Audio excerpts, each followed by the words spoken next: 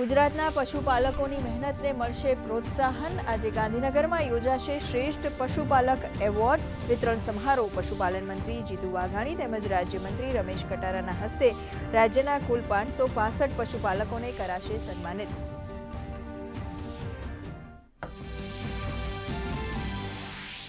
અમરેલીમાં ઝડપાઈ નકલી ખાતરની ફેક્ટરી। ભરત ધાનાણી નામનો શખ્સ બનાવતો હતો ખાતર। 5600 બેગ કરાઈ કબજે। એસઓજી અને ખેતીવાડી વિભાગની સંયુક્ત કાર્યવાહી અંતર્ગત 16 લાખથી વધુનો મુદ્દામાલ કરાયો જપ્ત।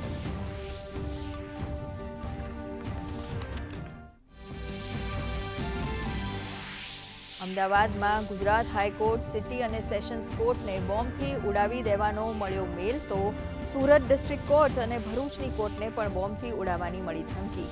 ક્રાઇમ બ્રાન્ચ, ડોગ સ્ક્વોડ અને બોમ્બ ડિસ્પોઝલ ટીમ દ્વારા તપાસ શરૂ।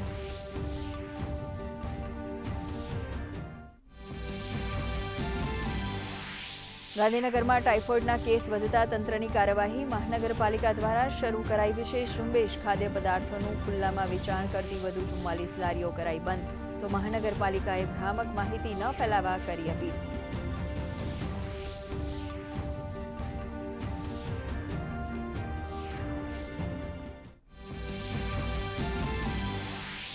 કેન્દ્રીય ગૃહ અને સહકારિતા મંત્રી અમિત શાહ આજે CSR કોન્ક્લેવનું કરશે ઉદ્ઘાટન। કોન્ક્લેવમાં પોષણ સુરક્ષા અને કુપોષણ ઉન્મૂલન પર થશે મંથન। પ્રધાનમંત્રીના સહકારથી સમૃદ્ધિના વિઝનને સાકાર કરવાની દિશામાં સાબિત થશે મહત્વનું પગલું।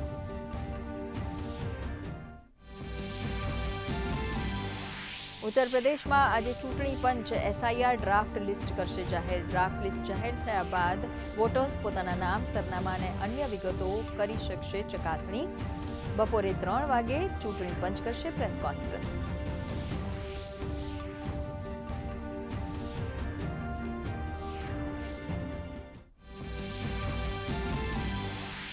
પંજાબમાં પાકિસ્તાન બેઝડ આંતરરાષ્ટ્રીય ડ્રગ સિન્ડિકેટનો પર્દાફાશ। 4 ડ્રગ્સ તસ્કરોની ધરપકડ।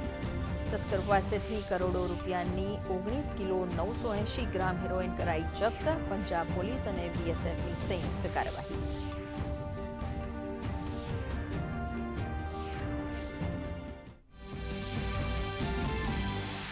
બાંગ્લાદેશમાં હિન્દુઓ પર અત્યાચાર યથાવત। જેસોર જિલ્લામાં વધુ એક વેપારીની ગોળી મારીને કરાઈ હત્યા।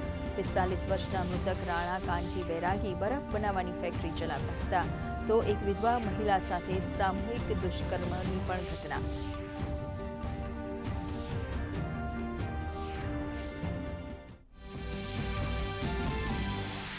દેશના ઘણા રાજ્યોમાં ગાઢ ધુમ્મસ સહિત શીતલહેરનું એલર્ટ। ઘણી જગ્યાએ વિઝિબિલિટી શૂન્ય, તો ગુજરાતમાં ઉત્તર પૂર્વના ઠંડા પવનોને કારણે ઠંડીનો ચમકારો।